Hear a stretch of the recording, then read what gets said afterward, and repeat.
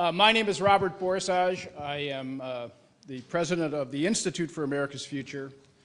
And on behalf of the Campaign for America's Future and the American Prospect magazine, it's my pleasure to welcome you to this conference on conservative failure. Why focus on the failure of conservatives? Well, ideas, as Irving Kristol, the godfather of the neocons, taught us, have consequences. And after 6 years of conservative misrule, Americans have been, in another Kristol phrase, mugged by reality. There has to be a reckoning. And there is no way really to put the country back on the right track unless we are clear about what took us off the rails. Now, here is a decent summary of the basic conservative mantra: poll-tested, focus group, message massaged for popular consumption.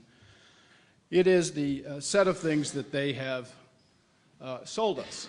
I would argue that conservatives and conservative ideas have dominated our politics over the last quarter century or so. But certainly in the last 6 years, with Bush in the White House, with DeLay ramrodding the Congress, and with Karl Rove pursuing a political strategy that focused on mobilizing their own base, conservatives largely had their own way. They did what they wanted to do. And Bush took what might be called the movement conservative version of these ideas and implemented them with catastrophic effect.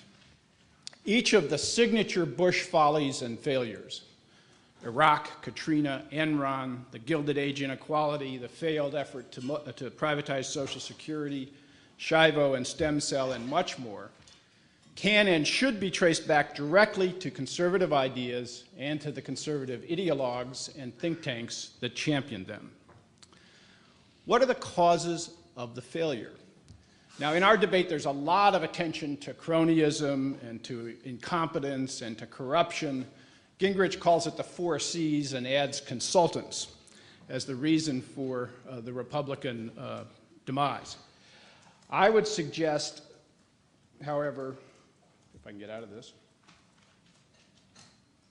that it's not just incompetence, it's not just corruption, it is actually the original conservative conception. In fact, in many ways, corruption and incompetence aren't idiosyncratic to conservatives. They are, in some ways, an integral expression of the scorn they have for government.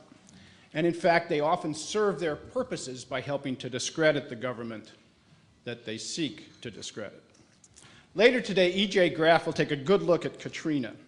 But with apologies to her, let me steal from her work and use it as an example of what I'm talking about. Conservatives scorn government. Ronald Reagan taught them that it is not the solution, it is the problem. Here's Grover Norquist, the conservative activist, vowing to cut it in half and drown it in the bathtub. Now that sounds extreme, but of course Grover has every Republican signed on to his no taxes pledge, which if you extend that for any length of time will in fact end up inevitably cutting the domestic side of the government in half or more. This scorn has consequences. Before Bush got to office, Heritage and other conservative groups were dismissing FEMA as a bloated entitlement program. People who live in areas of risk, they said, should self-insure. You're on your own. So when Bush got to office, he cut the budget of FEMA, he kicked it out of the cabinet, he stocked it with cronies, and he watched as the pros left in disgust. And so when Katrina hit, FEMA didn't show up. And New Orleans residents found they were literally on their own.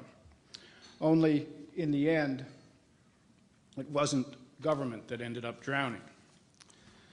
Now, we're in a different period. The vast majority of Americans are looking for a new direction. In 2006, they turned Republicans out of office in large numbers up and down the ticket, from the most local election all the way to both houses of Congress. But this ideas realm is still very contested. This is contested terrain. Conservatives are now scrambling to escape responsibility for the Bush debacle. Tonight, in their first debate at the Ronald Reagan Library, Republican presidential candidates should be challenged not simply on how they would better manage the government, but what they would change in terms of the basic policies and ideas that guide them for the future.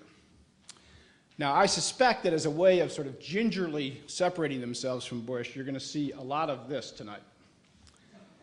A return to the faith, a call to go back to Ronald Reagan's brand of conservatism. Reagan, in part because of a tireless right-wing campaign, gets a pretty good press these days. He was smart enough to keep us out of a losing war. He spurned his own neoconservative advisors and negotiated with Gorbachev and helped to start the process of bringing the Cold War to an end. But we should remember what Reagan championed: military unilateralism and scorn for international law and allies, top-end tax cuts, corporate trade deals, rollback of environmental, workplace, consumer, and small investor protections, assault on labor, scorn for government, privatization of Social Security, dismantling of Medicare. The same conservative mantra, which really Reagan helped perfect, implemented with the same calamitous effect. Gilded Age inequality, the savings and loan scandals, Iran-Contra, the assault on Social Security, the rollback of basic regulation and protections, ketchup, as you remember, as a vegetable for children's lunch. In many ways, Bush's problem wasn't that he was divorced from Reagan, it was that he was more Reagan than Reagan himself. Without a Democratic Congress to limit his excesses, he was able to implement more of what Reagan espoused. So this conference will probe the roots of Bush's failures in the conservative ideas that he embraced. And let me paraphrase by quoting or distorting, if you will, the old Gipper himself, Ronald Reagan himself. I would suggest to you, as a people, as we face this new century and the staggering challenges that we have as a country and the opportunities we have, that we have to learn one basic lesson, and that is the fact that conservatism is not the solution to our problem. Conservatism is the problem.